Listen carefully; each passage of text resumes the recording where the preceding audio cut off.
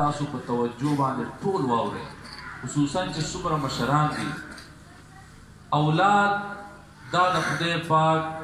په عظیم نعمتونو کې یو نعمت دی. دا اولاد د خدای پاک دونه اوچت نعمت دی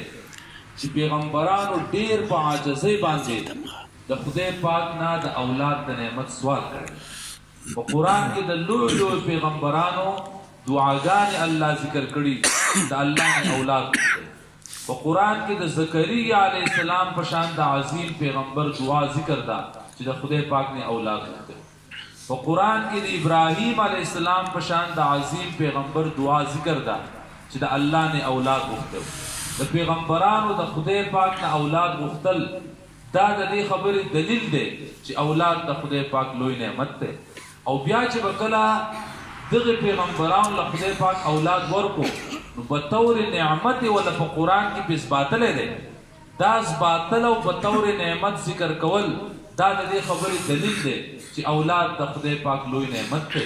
زموږ پیغمبر حبیب الله صلی الله علیه وسلم الله زموږ پیغمبر لا و بچي ورکړو. زموږ د پیغمبر 3 زامنو، د مشر زوی قاسم نومو، د دویم زوی عبدالله نومو، د مینې نه به ورته کله طیب وي کله به ورته طاهر وي، او د دریم زوی ابراهیم نومو. 4 زموږ د نبي لوریانې وي، د مشر لور نه زینب نومو، د دویمې لور نه رقیه نومو، د دریمې لور نه ام کلثوم نومو، او د 4مې لور نه فاطمه نومو. خپل پیغمبر له الله و بچي ورکړي دي. دا د دې خبرې دلیل دی چې اولاد د خدای پاک لوی نعمت دی. که نه خپل حبیب له به الله بچي نه ورکول. ته ګوره دا اولاد د خدای پاک نعمت دی. خو تاسو ته زه اهمه خبره کومه، دې اولاد ته الله پاک په قرآن مجید کې فتنه هم ویلې ده. الله په قرآن کې 2 پیرې دا خبره فرمایلې ده چې ستاسو مالونه هم فتنه دي او ستاسو اولاد هم فتنه دی. فتنه ویل کېږي د ایمان امتحان ته. فتنه ویل کېږي هغه شیز ته چې انسان پکې د خدای پاک ازمایش کوي د انسان. الله پاک دا فرمایلی دي چې ستاسو په مالونو کې هم ستاسو امتحان پروت دی او ستاسو په اولاد کې هم ستاسو امتحان پروت دی. د مال په امتحان باندې اکثر مونږ تاسو پوهیږو. خلک پوهیږو چې دا امتحان دی چې مال به ته څنګه ګټې، په حلال یې ګټې که په حرامه باندې ګټې. دا هم د خدای پاک د طرف نه امتحان دی چې دا حلال مال ته په کوم ځای کې خرچ کړې.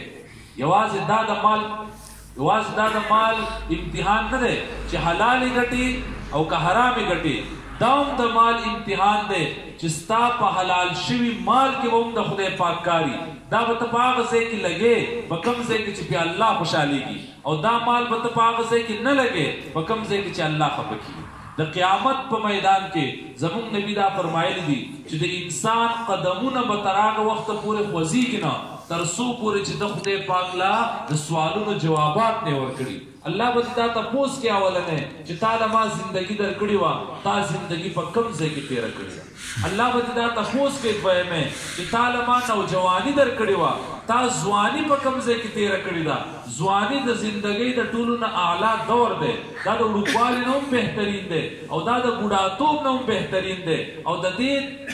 په باره کې د قیامت پورس خصوصي تپوس دی. موږ څومره سادهګان یو، موږ ځواني د خدای پاک د نافرمانۍ دور ګرځولی دی. موږ وایو دا ځواني یو پیر راځي، په دې کې به خپله مرضي کې نه د ژوند هره لمحه یو پیر راځي، وړوکوالی هم یو پیر راځي، ځواني هم یو پیر راځي، بوډاتوب هم یو پیر راځي، بلکې دا ثابت زندگی هم خدای پاک یو پیر ورکوي. د قیامت په میدان کې خصوصي تپوس دی د جوانۍ په باره کې. او دریم تپوس به الله دا کوي چې تا مال ګټلی کوم ځای و او دا تا مال خرچ کړی په کوم ځای کې دی. یوازې دا تپوس نه دی چې مال دې ګټلی څنګه دی او په حلالو دې وګټو او بیا دې په خپله مرضۍ باندې وړاوه. هو نه، ستا د مال په خرچ کې به هم د الله کاري. او 4مې تپوس دا دی چې تا په خپل علم باندې څونه عمل کړی دی.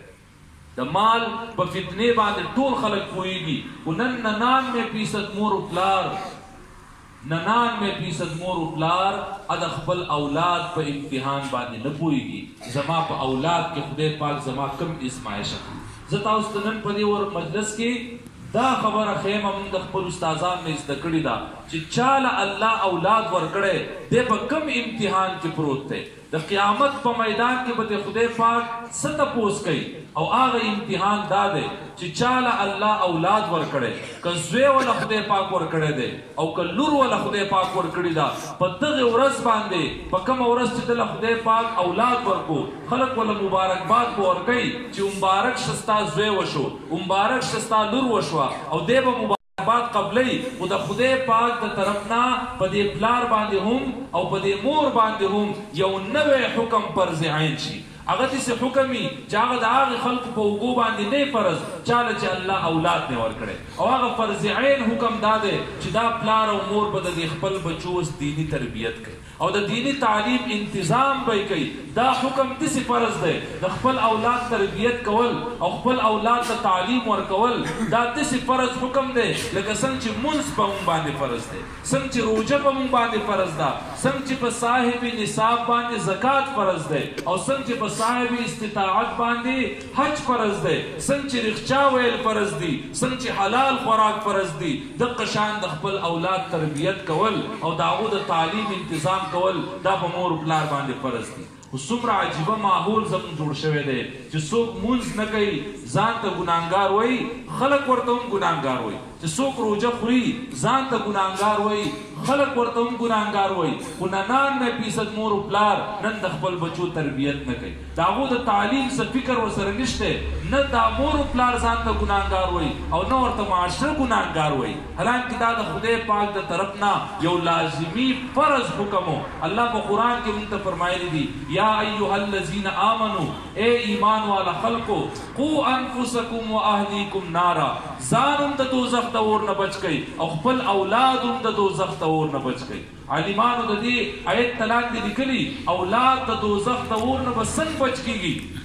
تفسیر ابن کثیر کې علامہ ابن کثیر رحمت الله علیه د صحابه کرام او د تابعین اقوال نقل کړي چې دې جملې د خدای څه مطلب دی چې خپل اولاد او کورنۍ خپل اهل او عیال د دوزخ د اور نه بچ کړي هغه لیکلي دي حضرت علی سے فرمایلی د دې مطلب دا دی علموهم وادبوهم خپل اولاد ته تعلیم ورکا او خپل اولاد ته ادب وخیا د قتاده رحمت الله علیه قول لیکلی د دې آیت مطلب دا دی پلار او مور په خپل بچی ته د نیکۍ وینا کوي پلار او مور په خپل بچی د ګناه نه منع کوي پلار او مور به د خپل بچی سره په نیکۍ کې مدد کوي او پلار او مور په خپل بچی سره په ګناه کې مدد نه کوي دا د خدای پاک د طرف نه لازمي حکم و په موږ باندې دا به یاد ساتئ تاسو ټول ته زیما د مسلمان بچی دپاره اولنی استاد دا د مدرسې قاري صاحب نه د مسلمان بچی دپاره اولنی استاد دا د پرایمري سکول ټیچر نه د مسلمان بچی دپاره اولنی استاد د هغه پلاري او د هغه مور او د مسلمان بچی دپاره اولنی مدرسه دا د جومات د قاري صاحب مدرسه نه د مسلمان بچی دپاره اولنی مدرسه دا پرایمري سکول نه د مسلمان بچی دپاره اولنی مدرسه دا د پلار غېږی او دا د مور غېږی او چې کله دې مدرسې به خپل کار کوو د دې امت کې به عظیم خلک پیدا کېدل خو د کمې ورځې نه چې دې مدرسې خپل کار پرېښودی دی د پلار او د مور دا خیال دی چې بچي له جامې ورکول زما ذمواري ده ده له خوراک ورکول زما ذمواري ده ده له چت ورکول زما ذمواري ده د بچي د خولې نه ارمان وخیږي بیا پلار او مور له خوب نه ورځي چې زما بچي جامې وختې اوس په له څنګه پیدا کومه زما بچي پیزار وختې اوس په له څنګه پیدا کومه خو دا فکر ورسره نه چې د دې بچي په سر به د قیامت پورې ستا ودرې الله پاک او ستا نه به تپوس کوي چې تا نه ما اولاد درکړو تا د خپل اولاد څه تربیت وکړو